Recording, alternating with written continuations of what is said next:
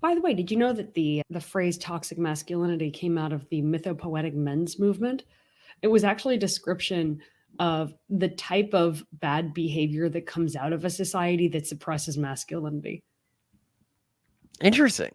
But I Yes, am but we're very here to talk about excited to something be here with else. you today. Yeah.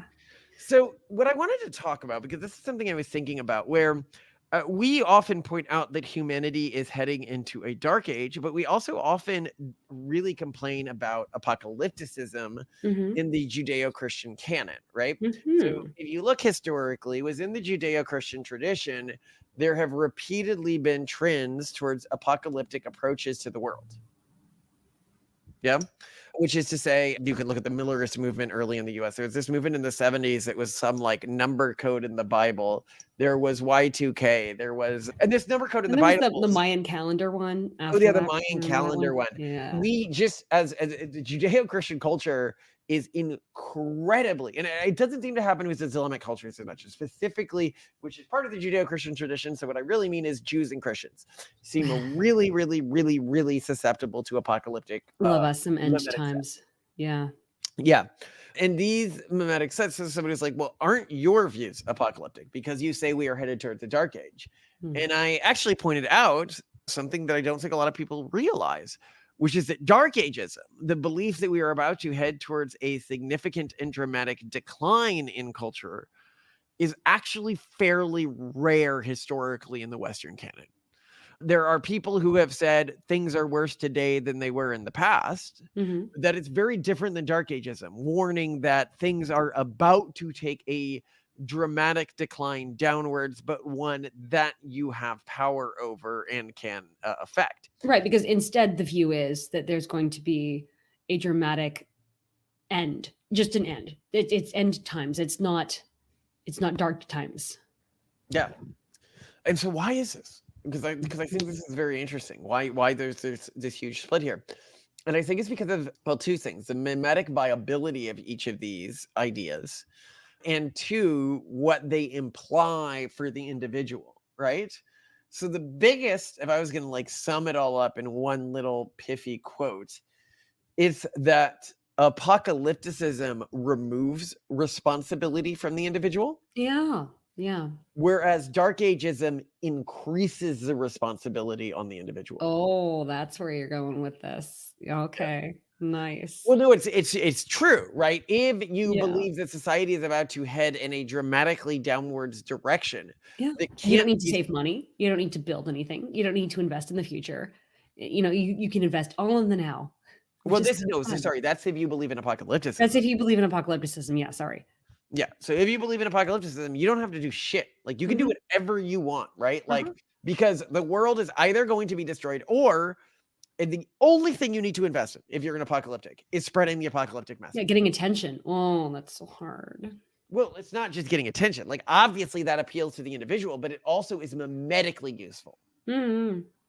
A mimetic set that is spreading via apocalyptic messaging is going out there and telling people, okay, just believe in the message. That's all you need to do to prevent it, is believe in the message. And the number one place you see this today is with AI apocalypticism. And if you want to see our videos on how unlikely AI apocalypticism is, you can look at our reverse grabby alien theorem video, which I think to me is the most compelling argument I've ever seen on the point, which is basically to say, if it was this easy to create a paperclip maximizing AI, we would see them out there in space everywhere. And if the reason we don't see them is because of the anthropic principle, i.e., we only wouldn't see them in a planet that hadn't been destroyed by them, well, then we're about to see them, so it's irrelevant that we're working on them, Mhm. right? And there's a bunch of other answers, but watch the video if you're interested in that. But anyway, uh, the point here being is that if I, for example, think that AI apocalypticism is accurate, right? Then I don't need to invest in the future. I don't really need to do anything other than general hedonism.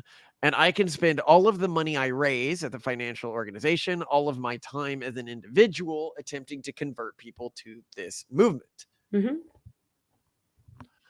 But it's quite the different from Dark Ages. People who are like, society is declining right now. We are about to enter a dark age, because there I am burdened with both raising the flag about this while also building my own family to be stable in this environment and promoting social policy, technological policy, and technological innovation in a way that lowers the either extent of the dark age or the severity of the dark age. Hmm. Yeah, I wonder, is is there like a Catholic versus Protestant? No, because there's tons of apocalyptic Protestant groups. I'm just trying to think of this American tendency specifically, and I haven't really seen this in other cultures, though that perhaps that's just due to my cultural ignorance. They get like really excited about survivalism. I mean, in the United States, there are entire industries around, the, building up years worth of supplies of food with your MREs that you have in your bunker and all your guns and your bullets. And like, people are like, they enjoy. There is an industry that is definitely built around the enjoyment of preparing for a dark age and being ready to go through it.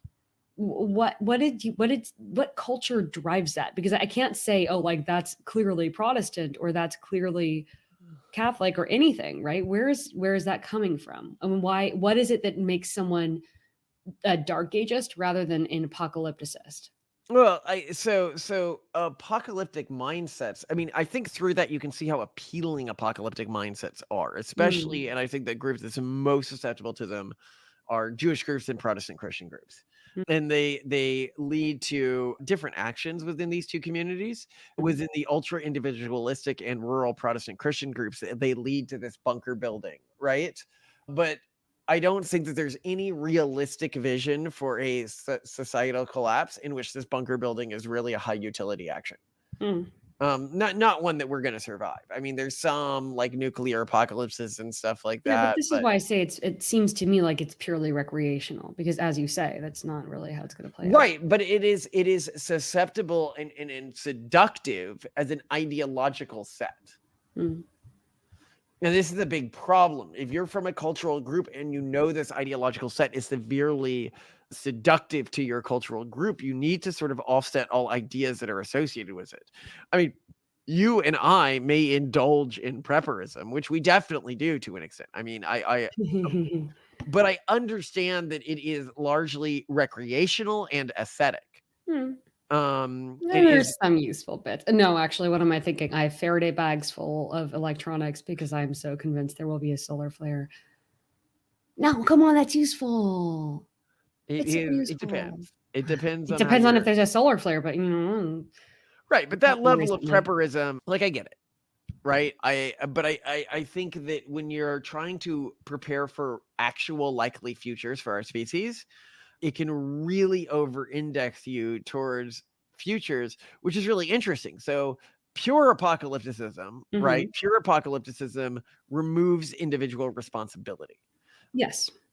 Whereas prepperism is a seductive thing, which is different than darkism or pure apocalypticism, in that it rewards radical self-ownership meaningfully in a way that society just doesn't. Okay, so you're really trying to separate out prepperism and you're trying to say it's not dark ageism. I would probably say it's just poorly educated dark ageism. I don't think that No, I don't think it is. really. No, so it's not dark ageism, it's not apocalypticism. Apocalypticism is about removing responsibility from the individual and Right. being able to spend all your time on proselytization. Sure, sure. And we agree on that. Prepperism is about a world, a fantasy of a world in which your individual actions can matter in and of themselves in regards to family preparation or family what's the word I'm looking for? Fortification. So in a prepperist fantasy, right? The things that I do for my family, the trees I plant to grow food, the et cetera, et cetera. There are chickens, everything like that. Like these things do matter to some extent, right? But they do not actually protect my family in a meaningful context. I think there is a fantasy, especially among men, that these things will matter in a meaningful context, and that's what prepperism is. It is a world in which individual actions, in which this fucked up society we live in doesn't matter because you, as an individual, trying to do what's best for your family while ignoring trying to change society or trying to create any sort of larger community is Mm. a thing of genuine value. Okay, so in other words, it's cope when you feel disempowered by society and you still want to feel empowered. So you're basically like, oh, don't worry, it doesn't matter that I'm not empowered in society because society's going to fall apart and then I'll be empowered. But what you're saying, implying then about dark ageism is that it is someone who is preparing for a worse future, but one in which they are shaping society going forward. Is that correct? Darkageism is, well, I mean, it's about trying to save all of society. Yes, the difference is a dark ageist isn't just trying to save their own family. They're not just creating their own bunker. They're saying, Well, they okay, recognize society's you not need a moving in a good community. direction. I'm going to create an alternative economy. I'm going to create an alliance of families. I'm going to create a city state. I'm going to create a new type of company or government. And that is very different from saying, here's my bunker or here's my complex. Is that right?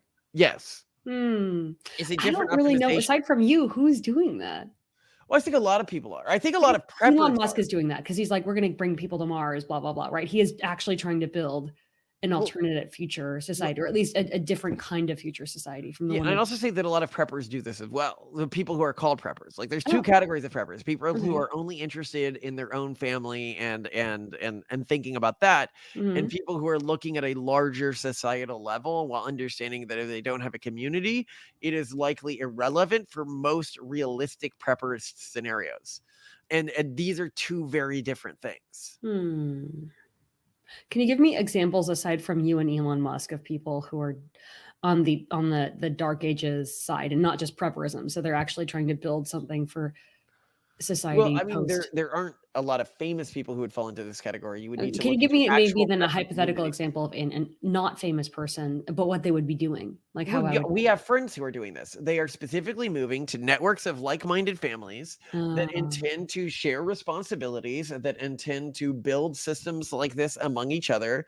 If you are doing anything like this outside of a network of like-minded families, it is like a personal indulgence, like a fancy car or something like that. All right, so I'm going to say a lot of Orthodox Jewish groups and a lot of trad groups are Yeah. like this, but I don't think that a lot of our friends are like this. I think that they're more along the bunker end of the spectrum because they're really just thinking about it for the context of their families. They're not building any larger culture that's scalable. They're not creating any infrastructure governing wise or economy wise that would bring them forward.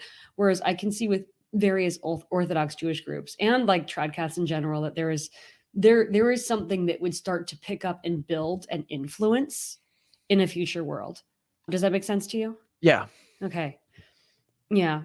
That's interesting though. What we hadn't come into this conversation with, which is really helping me see things differently, is the difference between individualistic prepperism and a sort of noblesse oblige take on collapse, which is now I must rebuild, or even an excitement about rebuilding.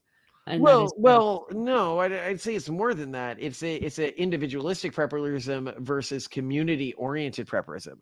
Are Mm, you prepping for your house or are you prepping for your church? yeah, or These your are people. two, Yeah. or synagogue, right? These are two very different things to be prepping around, Yeah. and they require very different types of prepperism, Mm, one of which is actually of utility if you want your family to survive intergenerationally mhm. rather than just you yourself barely clinging to life. Yeah. Yeah, that makes sense. And I was Which is thinking about pointless this. in and of itself, right? Like, if you're just clinging to life a bit longer in a world that is collapsing, like, you have achieved nothing of meaning. Even if you have kids, right? You have achieved a little bit more of meaning then, but if your kids don't have people to marry, if they don't have a larger community, if they don't have a larger, seed of a socioeconomic structure that can come out of the collapse, then you haven't done that much, especially given all of the things that you could be optimizing for, given the privileges every human has access to today in this last age of abundance. And the opportunities at play, like the Yeah. fact that you really, really, really could matter to a large number of future generations. So that's interesting. Now, where do you put Curtis Yarvin on this spectrum? Because now, given what you've said, I feel like he's maybe more. At first, I thought he was just on the He's a dark apocalyptic. ageist. He is a dark ageist, and he is like not an individualistic dark ageist at No, all. not at all. I Yeah. disagree with his thesis on how to fix society, Mhm. but he is definitely taking the harder route of the potential routes. Mhm. And he also is a real intellectual. If you look at his work, Mhm. as I've often said, if you look at like Eliezer Yudkowsky's work, or Oh, you yeah, t that there's the yeah, so Curtis the Yarvin. extreme, yeah, he's actually kind of an idiot. Like he's just like genuinely not like an intellectual Well, powerhouse. and a deep, deep, deep apocalypticist. Right. But he needs that to justify his lifestyle and decisions. Mhm. Whereas with Curtis Yarvin, I don't agree with everything he says, but he's very clearly an intellectual powerhouse. If you look at his stuff, he clearly has really thought through things and understand things. I just Mm. culturally have disagreements with him. Yeah, but I mean, more in the sense that, like, your faction will eventually be competing with his faction and other factions in the I future. don't even think so. I think his faction would easily fold into our faction. Do you So think? his preference for monarchism isn't really that different from our faction's preference from controlled and cyclable ships. Mm. So while we individually may have differences, so let's explain what I mean by controlled and cyclable dictatorships. I think governance structures that consolidate power are usually the best governing structures, but that power needs to be expellable the moment it becomes corrupt or inefficient, which is what all of the governing hypotheses that we work on are intended to do. I think that's what the US government was originally intended to do, Mm. although it's also intended to split power a bit more. So that's the bit of an inaccurate statement. But yeah, I think that the best governing structures do have responsibility lie on a single individual or a single small group of individuals, but that individual group needs to be cyclable out. Whereas the core Mhm. difference between us and Yarvin is he doesn't believe that. He thinks that that individual should be chosen based on their proven competence, and if they're capable to be cycled out, that would cause negative effects on the society, like they would be cycled out for the wrong reason. And he's not insane for thinking this. I mean, if we look historically, like the two I think greatest figures in demographic history were both betrayed by their own countries. uh Demographic history? What do you mean by that? Democratic, I said. Oh, democratic, okay. Democratic history. I might have said demographic. I don't know. A democratic history. So specifically, Winston Churchill and Themistocles, both were betrayed after saving their democracies, Yeah. because democracies are prone to do things like that. When a single individual is so obviously right and so obviously has an understanding of how the democracy actually functions and how to make the world a better place, well, they are an intense threat to the powers that be within that society. Mhm. And so that society, from its media to its other power players to its other elite, has every single motivation conceivable to try to get rid of that individual and to try to move them out of the society. And in the case of, Themistocles, he was exiled, and he actually ended up. What's really funny, a lot of people don't know this, like the story after Themistocles. So not only did he save all of Greek from the Persians in the Greco-Persian Wars very easily, like he tricked them. For people who don't know his story, there's this amazing moment where he essentially tricked the Persians into surrounding a collection of Greek fleets, because all of the Greek city-states hated each other and some were planning to basically go back home. And so he needed them to be surrounded so that they couldn't retreat, so that they could all fight together. Like, the level of cunning that's required to do that. But then he got expelled from Athens afterwards because they're like, oh, the average citizen likes this guy too much. It's they say, oh, he's a populist.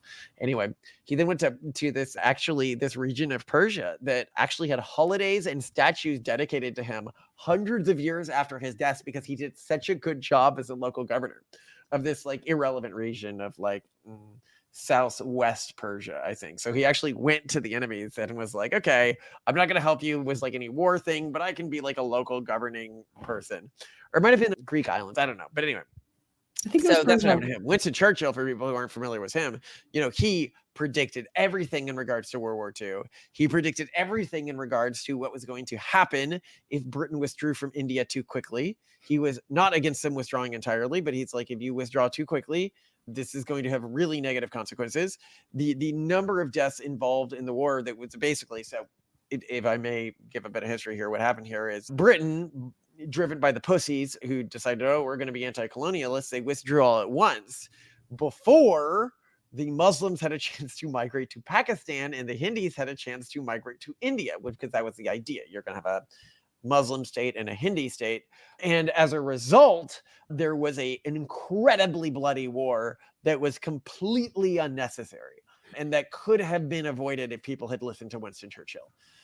Just as a side note here, I am not saying that if Winston Churchill didn't have godlike powers and could do whatever he wanted, he wouldn't have kept India in the British Empire. But when he knew that India had to leave the British Empire, which he did accept at one point, he also saw it would lead to this war that could be prevented, and he was rushed to release India before he put in the steps to prevent the war. Also, I'm not saying he didn't have racist views against Hindis. He absolutely did. Potentially, but it is, I think, just if you look at history, I think my reading of events is he saw, in the same way he saw with World War II, where he kept warning everyone before World War II. For people who don't know this, Winston Churchill's biography actually came out before he was elected prime minister, before World War II. Yeah, he like assumed he'd peaked. Yeah, he thought his career was over because he had, and how did he destroy his career? He destroyed his career by constantly telling everyone, this Hitler guy's a problem. This Hitler guy's a problem. You Yeah, don't know how like, big God, this guy's a bummer. Stop, Churchill. Yeah, people were like, "Hey, man, you're being He a was bit he was super panicky against here." appeasement. Yeah. Yeah, And to be fair, he didn't have a perfect track record. There was he got like obsessed with weird tanks or something in World War One and didn't work out. But but no, still, but he he did called that some one. really clever shit. I mean, it was clever. It just, it was like, inventing, webvan before its time, Well, okay, I mean, he was really important to the strategy. God, what was it called? Operation Fortitude. I'm referring to the giant fake D-Day operation that he helped organize. I don't remember this. We gotta Yeah, get back so to our Churchill D-Day was as history. successful as it was because of a huge campaign. So they had inflatable tanks, they had Oh, inflatable. this one. Yeah, the decoy Yeah, but it campaign. wasn't just decoys. They also had the dead body of a British high-level Wash up officer. with like the code or something, like with Yeah, a with the coded code message that telling was them like, that they. "Oh, we're gonna invade in this place. We're totally not invading it." Yeah, that was so smart. Yeah, Side note here, I have to take pride in. Between Simone and I, every single one of our grandfathers participated in D-Day. they did some really clever shit They did. in World War II. Yeah. And then he helped British citizens get really on board. So if you go to Britain, you will see these cut down fences, these iron gates all over Britain. Like snipped off. Snipped off. And the question is why? Why would you do that, right? Well, so the reason he did that was because he told people, give us your pots, your pans, like any wrought iron you have, and we'll use it for the war. Mm-hmm. Tree says it was completely unusable in the war. Most of it's at the bottom of the ocean or lakes now. They just dumped it.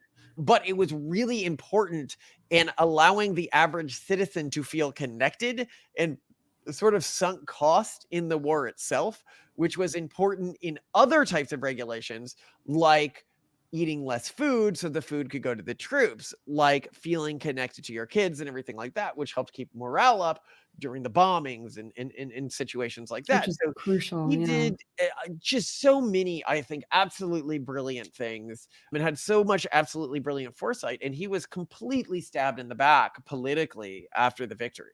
And I think that this is just the nature of democracies. You cannot be too successful as a politician in a democracy without being stabbed in the back. So I understand his intuition here. I just think that the alternative is worse. Any sort of system in which an individual can achieve power, and I think we see this even with people who I respect. Like when I look at wealthy people who I respect, like, okay, they've achieved power. They've basically become monarchs of their like little techno empires. Basically, yeah. But after a while, they sort of seem to go a little crazy. Yeah. No matter how well-meaning they are. I don't want to give names. I'm just saying that when individuals achieve this level of power and maintain it for like more than a 10-year period, they seem to begin to make decisions that no sane person would make. And I think that these decisions are driven not by them, but by the way entourages build up around these sorts of individuals. So they don't have anyone like whispering in their ear, "Remember, you are mortal." Yeah. By the way, what she's referring to is something that historically in Rome, a specific type of slave caste was supposed to do for Caesars during military triumphs, right? Yeah, I can't remember if it was in general or if it was like one specific guy had his man do that. specific guy, and then they Yeah. gave it a specific name or something, or then other people started copying him because it seemed fucking Yeah, because cool. it was then it probably became this like sick humble brag flex. It's like, Yeah, I "But have a don't worry, slave that constantly reminds me I'm not a god, my you slave know? keeps me so humble." I'm so blessed. I'm just so fucking humble, so blessed. So I love humble. Don't worry, I have a slave for that. It's fine. I have a oh, don't worry, I'm not too arrogant. I've got a slave that reminds me I'm not a god. Yeah. So I'm covered on that front. I thought through that. Yeah, I have a slave for that. It's fine. I Yeah. mean, I can see how you would think I might be a god. I've had that problem before. Yeah. I'm just not one. Yeah. So the slave helps with But that. I really do think that there is an entourage problem, and I wonder how to get around that. I know this is way off topic for like for Darkage-ism, but you're right in that there is this sort of success delusion that comes, especially when you have like all these inner circles of yes men who really, really, really are incentivized to maintain their position in the hierarchy, not to give you good ideas or like make sure that you're not going off the rails, but to make sure that no one else is getting closer to you than they are. And how do You know how you do it? you don't Have a have good any spouse. friends? Hmm? Spouse.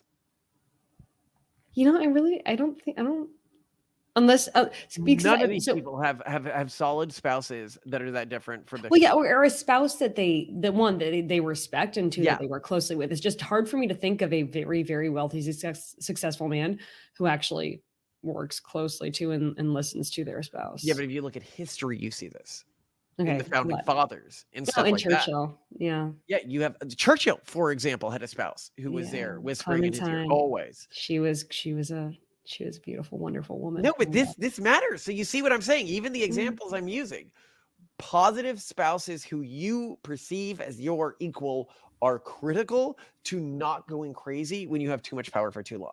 Yeah. Because other than that, everyone is a minion. A spouse, at least one who you really care about, is never a minion. Yeah, that's true. And they also don't have disaligned interests with you. So some people Yeah, tend they do this want with you to their succeed. kids. Yeah. The kid always has some benefit from you dying, right? You Yeah. know, whereas a spouse often does not, Yeah. unless you're in something like the Chinese system, and then that's the, the Dowager Empress or something. Oh. That's a negative situation to be in. But that's I think just because socially and culturally, that's like a really non-wise optimization, I guess I'd say. Yeah, interesting. So what is the takeaway or meaning or importance of distinguishing between preppers, dark agers, and apocalypticists? Well, I think every individual, culturally, if you're watching this, you're probably similar to me. I have a prepperist instinct. I think you have a prepperist instinct. Prepperism can be fun, but remember, it is a hobby. It is not often useful for real societal downturns, or the most likely societal downturns in which you will survive and your great-grandchildren will survive. Oh, I see what you're doing. So you're socially shaming individualistic prepperism. Yeah. And trying to take that instinct that a lot of people have and direct it in a constructive fashion, especially in an age at which we actually do believe that dark age is coming, because we need people to build the future who aren't just Elon Musk because he's kind of busy. And then I think that there is apocalypticism. And I think apocalypticism can only be beaten back by immediately and aggressively shaming it wherever you see it.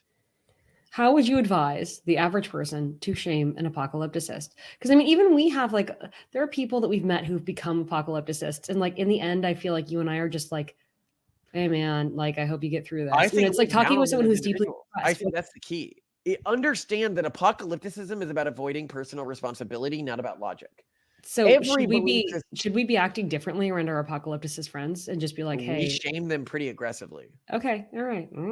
I mean, apocalypticism is about eschewing personal responsibility. It's about saying, I am not responsible for the future outside of spreading this one meme that has infected my brain. No, I feel so embarrassed because in the past we've just been really empathetic toward them, and that's actually pretty bad. We should not do that anymore. I mean, we aren't outright mean, but I will say that if they're talking to me, they definitely get a sense that I think that they're pretty pathetic.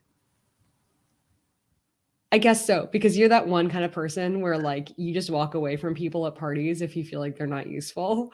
Yeah, I do. You just turn and you walk in the opposite direction. And That like, part. and you cut the conversation short so people like have no ambiguity as to like how you feel about them because you just don't talk Well, with it's like, people you what are you think working on? How are you trying to make the world a better place? And if they're like, Yeah, then they start complaining and you're like, okay, great. And then you like leave. Oh God. And then I'm sitting there talking with them uselessly for like 15 minutes and then you get well, mad I at me try to for pull wasting you your time. away. I'm like, I know you're Simone, like, stop Simone, it. you have somewhere to be. Yeah. So dear friends, if you've seen us do this, I'm sorry. I'm sorry. We're dealing with short timelines. We have to fix things and we have to Yeah. prepare things for the next generation in the last age of opulence. Yeah. All right. Yeah. Love you, Simone. Love you too.